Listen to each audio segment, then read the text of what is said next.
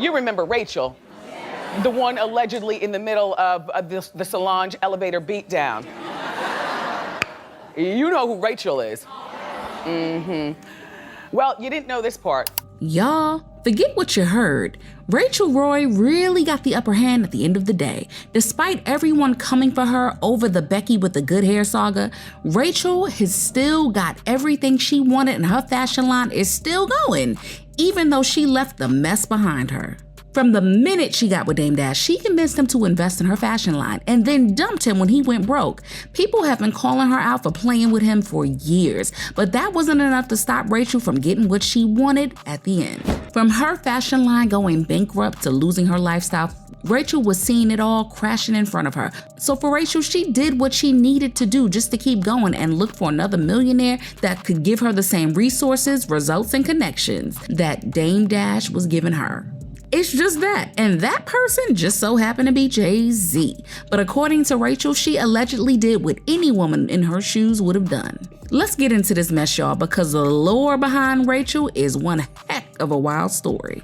The time we ever heard of Rachel Roy was when she began going public with Dame Dash, and eventually she snagged him. But Rachel has been on the baller/rapper route for a long time. She first got married to Yin Kader, a former NBA player, but divorced him just before his death in 2004. Then she and Dame Dash got married in 2004 and 2005 and stayed married for 4 years until their split in 2009. But their story, even before they got married and divorced, is one heck of a roller coaster. Y'all, it looks like Rachel has been working to get the hooks on Dame Dash for a while now. Right now, Dame Dash and Jay-Z can't even see eye to eye anymore, especially with the way that Rockefeller came crashing down. But back in the day, when Jay-Z and Damon Dash were actually friends and their label was going strong, the two of them used to share women all the time. That ain't no secret. And word on the street is that Rachel Roy was one of those women. So Rachel was allegedly already in their lives from the get-go. However, all of that went out the window once Dame got with Aaliyah. Dame was madly in love with Aaliyah, and it was all about her. So whatever he and Rachel had going on immediately came to a screeching halt. But at one point, Rachel wasn't going anywhere. She and Dame had already had their daughter Ava Dash, and there was no way to shut the door on her completely. So after Aaliyah passed, guess who was waiting around in the wings for Dame Dash to come back and get her? Yep, Rachel Roy. And it didn't take them long to finally get married. And girl, when I tell you that their relationship had everyone gagged, I mean gagged. People who had seen the two of them together felt like there was absolutely no chemistry between them, and they also wondered how Rachel Roy was able to entertain and compliment Dame's personality and even louder behavior most of the time.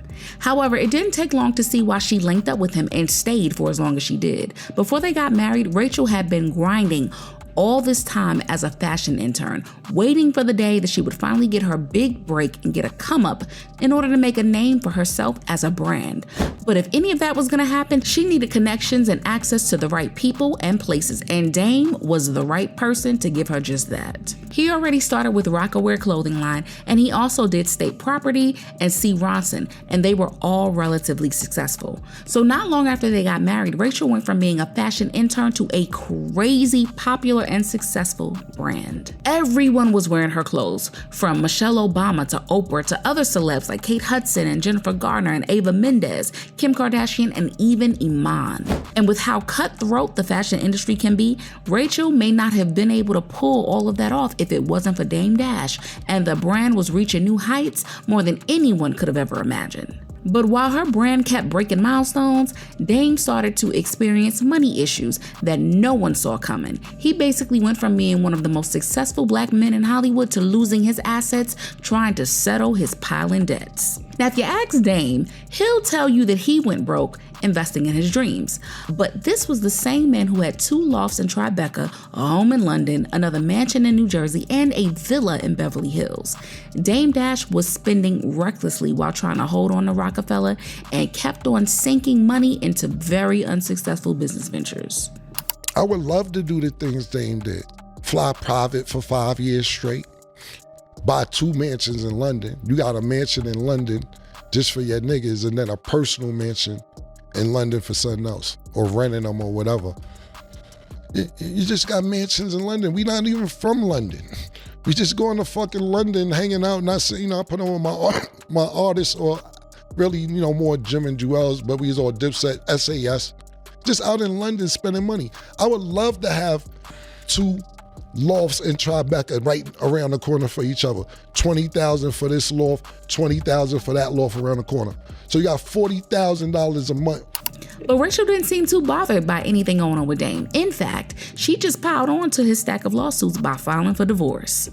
She wasn't even looking for spousal support because Dame was nothing more than dead weight while he was drowning in financial trouble. Her brand was still doing well, and there wasn't any reason to bring Dame along for that ride. So she cut ties with him and moved straight out without looking back. But y'all, it didn't take long for Rachel Roy to start looking for some backup again when her fashion line started to face some serious trouble. According to multiple sources close to the situation, in 2013, the Jones Group, which had a majority stake in Roy's fashion line, claimed that they had lost millions back in her line and planned to sell the trademarks for $15 million to make up for the money they'd lost.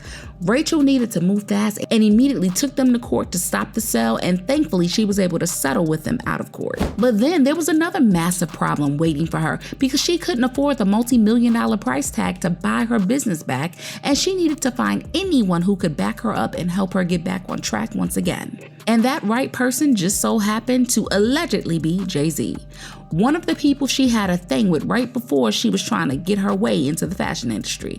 But chill, here's where it gets super messy.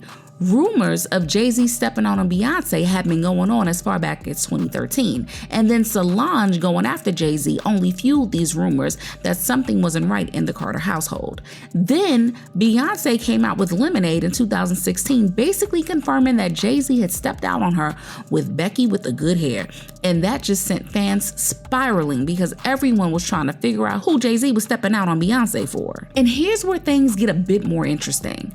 As fans were trying to figure out who Beyonce was talking about, Rachel posted a picture seemingly taunting Beyonce with the caption, "Good hair don't care, but we will take good lighting for selfies or self-truths anyway."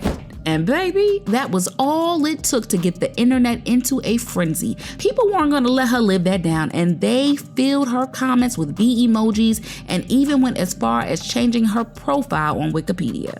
But that only lasted a while because even with all that, Rachel Roy still got what she wanted. Her brand is up and running once again, and regardless of what people thought, she always got what she wanted out of the situation and left relatively unscathed. Now, even when people think about Jay-Z cheating and stepping out like that, Rachel's name really isn't brought into the conversation. So I guess for Rachel, a win is a win. If it weren't for Jay-Z cheating on a goddess, we wouldn't have one of the best effing albums to exist. If Jay-Z cheated on Beyonce with Rachel Roy, then he really doesn't like Damon Dash.